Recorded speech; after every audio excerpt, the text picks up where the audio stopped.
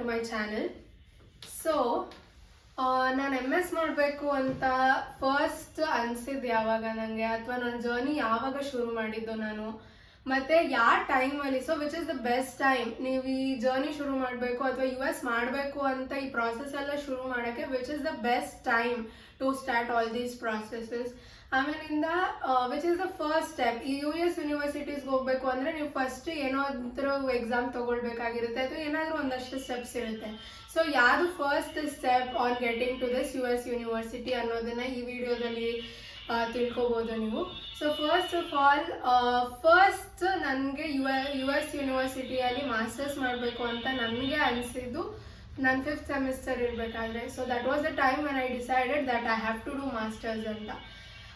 Then ಈ process ಎಲ್ಲ ಶುರು ಮಾಡೋಕ್ಕೆ ನಾನು 5th ಸೆಮಿಸ್ಟರಲ್ಲಿ ನನ್ನ ಮೈಂಡ್ ಸೆಟಪ್ ಮಾಡ್ಕೊಂಡೆ that I have to do my masters in America ಅಂತ.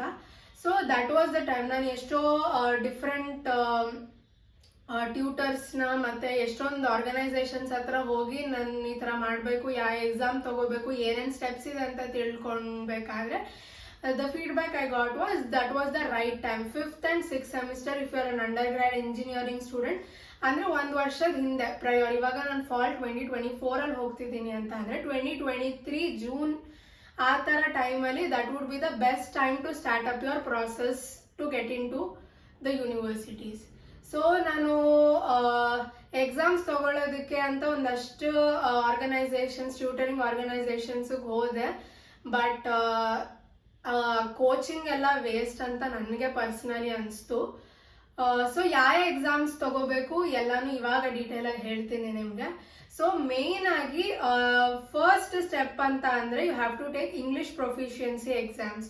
ಸೊ ಇಂಗ್ಲಿಷ್ ಪ್ರೊಫಿಷಿಯನ್ಸಿ, ಸಿನ್ಸ್ ನಾವು ಇವಾಗ US ಯೂನಿವರ್ಸಿಟಿಯಲ್ಲಿ ಅಂದರೆ US ಅಲ್ಲಿ ಇಲ್ಲದೆ ಇರೋರು, we are not the residence at US. So ಅವ್ರೇನು ಕನ್ಸಿಡರ್ ಮಾಡ್ತಾರೆ that we do not know ಅಂದರೆ English is not our mother tongue. So we have to take up English proficiency to show them that ನಮಗೆ English ಬರುತ್ತೆ ಅಂತ. ಅದರಲ್ಲಿ main ಆಗಿ ಜಾಸ್ತಿ ಜನ ತಗೊಳ್ಳೋದು ಮೇನ್ ಆಗಿ 3 exams. First one IELTS exam, ಇನ್ನೊಂದು TOEFL and another one is Duolingo. So IELTS exam ಬಂದು it is comparatively easier. So ಅದು ಯಾವ ಥರ IELTS ಎಕ್ಸಾಮ್ ಇರುತ್ತೆ ಅಂತ ಅಂದರೆ, ಸೊ IELTS ಎಕ್ಸಾಮಲ್ಲಿ ಟೋಟಲ್ ಆಗಿ 9 ಬ್ಯಾಂಡ್ಗೆ ನಿಮ್ಮನ್ನ ವ್ಯಾಲ್ಯೂಯೇಟ್ ಮಾಡ್ತಾರೆ. ಇಟ್ ಈಸ್ ಆಫ್ 9 ಬ್ಯಾಂಡ್ ಅಂತ. There are 4 subsections in that: listening, speaking, writing and reading. So 4 subsections ಇರುತ್ತೆ IELTS ಎಕ್ಸಾಮಿನೇಷನ್ ಅಲ್ಲಿ. ಈಚ್ ಸಬ್ಸೆಕ್ಷನ್ಗೂ 9 ಬ್ಯಾಂಡ್ ಮೇಲೆ ಸ್ಕೇಲ್ ಮಾಡ್ತಾರೆ. ಸೊ ಆವ್ರೇಜ್ 9, ಇವಾಗ 4 ಸೆಕ್ಷನ್ಸ್ದು ಆವ್ರೇಜ್ ಆಗಿ ನಿಮಗೆ ಟೋಟಲ್ ಬ್ಯಾಂಡ್ ಬರುತ್ತೆ ನಿಮ್ಮದು.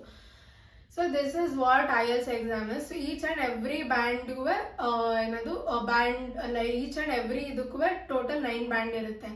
ಇವಾಗ ಲಿಸ್ನಿಂಗ್ ತೊಗೊಂಡ್ರೆ 9 ಬ್ಯಾಂಡ್ ಇರುತ್ತೆ, writing 9 band, reading 9 band, writing 9 band. So everything is scaled for 9 band. Then ಇದು ಯಾವ ಥರ ತೊಗೋಬೋದು ಅಂದರೆ, you have option to take it computer based, ಮತ್ತು ಇನ್ನೊಂದು ರೈಟಿಂಗ್, ರಿಯಲ್ ಆಗಿ writing pen and paper test ತೊಗೋಬೋದು. There are 2 options for IELTS examination. So mostly ಏನಾದರೂ ಕಂಪ್ಯೂಟರ್ ಬೇಸ್ ತೊಗೋತೀವಿ ಅಂದರೆ it would be in Bangalore. And ನೀವಿರೋ ಪ್ಲೇಸಲ್ಲೇ ಅಥವಾ ಅಲ್ಲಿ ಸೆಂಟರ್ಸ್ ಇದೆ ಅಂತ ಅಂದರೆ ಪೆನ್ ಆ್ಯಂಡ್ ಪೇಪರ್ ತೊಗೋಬೋದು. ಪೆನ್ ಆ್ಯಂಡ್ ಪೇಪರ್ ತೊಗೊಂಡ್ರೆ ರಿಸಲ್ಟ್ ಬರೋಕ್ಕೆ ಸ್ವಲ್ಪ ಜಾಸ್ತಿ ಟೈಮ್ ಆಗುತ್ತೆ. ಆ್ಯಂಡ್ ಏನಾದರೂ ನೀವು ಕಂಪ್ಯೂಟರ್ ಬೇಸ್ ತೊಗೊಂಡ್ರೆ ವಿತಿನ್ 10 to 15 ಡೇಸ್ ಒಳಗಡೆ ಆ ಸ್ಪ್ಯಾನಲ್ಲಿ ನಿಮಗೆ ರಿಸಲ್ಟ್ ಬರುತ್ತೆ IELTS ಎಕ್ಸಾಮಿನೇಷನ್ ತೊಗೊಂಡ್ರೆ.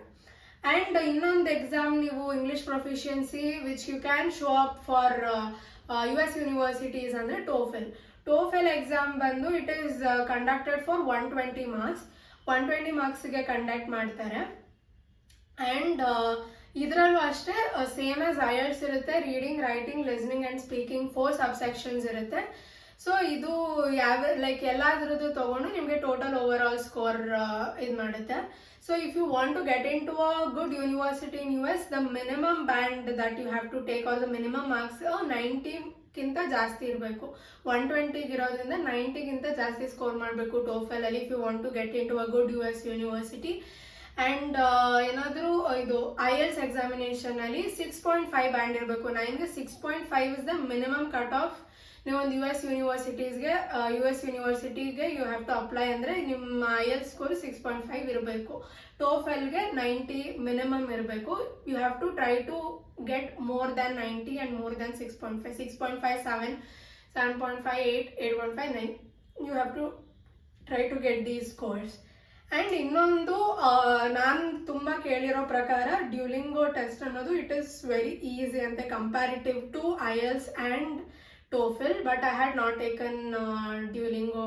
I did not know that Duolingo ಇದೆ, ಎಕ್ಸಾಮ್ ತಗೋಬೋದು ಅಂತ. ಈಗ ಗೊತ್ತಾಯಿತು that is far more easier ಅಂತೆ, you can score very good ಅಂತ. ಅದು ಎಷ್ಟಂತಂದರೆ 10 to 160 ಸ್ಕೇಲಲ್ಲಿ ನಿಮ್ಮನ್ನ ಪ್ಯಾರಾಮೀಟರ್ಸಲ್ಲಿ ಆ ಥರ ಸ್ಕೋರ್ಸು 10 to 160 ಇರುತ್ತೆ. ಆ್ಯಂಡ್ ಅದು 4 ಸೆಕ್ಷನ್ಸಲ್ಲಿ ಇರುತ್ತಂತೆ. ಕಾನ್ವರ್ಸೇಷನ್ನು, ಕಾಂಪ್ರಹೆನ್ಷನ್ನು, ಲಿಟ್ರಸಿ ಮತ್ತು ಪ್ರೊಡಕ್ಷನ್ ಅಂತ 4 ಇದರಲ್ಲಿ ಇರುತ್ತೆ. ಅದೇನೆ ಕಾನ್ವರ್ಸೇಷನ್ ಲೈಕ್ ಸ್ಪೀಕಿಂಗ್ ಇರುತ್ತೆ, comprehension, reading, everything is same. Writing ಮತ್ತು ಪ್ರೊಡಕ್ಷನ್, ಸ್ಪೀಕಿಂಗ್, ಲೈಕ್ ಎಲ್ಲದರಲ್ಲೂ same. Listening, reading, writing and speaking ಇದ್ದೇ ಇರುತ್ತೆ. ಈ 4 ಪ್ಯಾರಾಮೀಟರ್ಸ್ ಮೇಲೆ ನಿಮ್ಮನ್ನ ಇವ್ಯಾಲ್ಯೂಯೇಟ್ ಮಾಡೋದು, whether you are proficient in English or not ಅಂತ. ಸೊ ಮಿನಿಮಮ್ ಸ್ಕೋರ್ ನೀವು ಡ್ಯೂಲಿಂಗೋ ಟೆಸ್ಟ್ ಕೊಟ್ರಿ ಅಂತ ಅಂದರೆ minimum score 100 to 115. But to get into some top universities in US, the best score would be around 120 to 125. So this is the average scores that you have to score in the English proficiency exams. So this was all about this video. ಈಗ ನಾನು ಯಾವ test ತಗೊಂಡೆ, ನನಗೆ ಎಷ್ಟು ಬಂತು, and how to prepare for the particular exam, the strategies that I used, ಇದನ್ನೆಲ್ಲ next video ಅಲ್ಲಿ discuss ಮಾಡೋಣ. Until then, bye bye.